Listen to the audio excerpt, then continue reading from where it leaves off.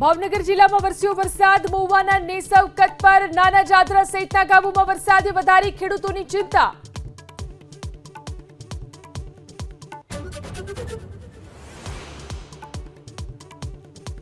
દિલ્હીમાં મિની વાવાઝોડા જેવી સ્થિતિ, કેટલાક વિસ્તારોમાં તોફાની પવન સાથે શરૂ થયો ધોધમાર વરસાદ।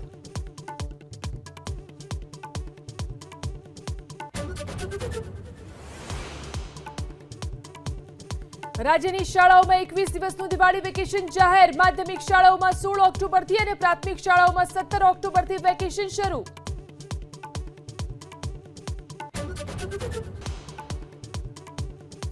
અરવલ્લીના મોડાસામાં આઈટીનું સર્ચ ઓપરેશન યથાવત, સર્વોદય સહકારી બેંકમાં બિલ્ડર, ડોક્ટર અને વેપારીની હાજરીમાં 18 લોકરની તપાસ।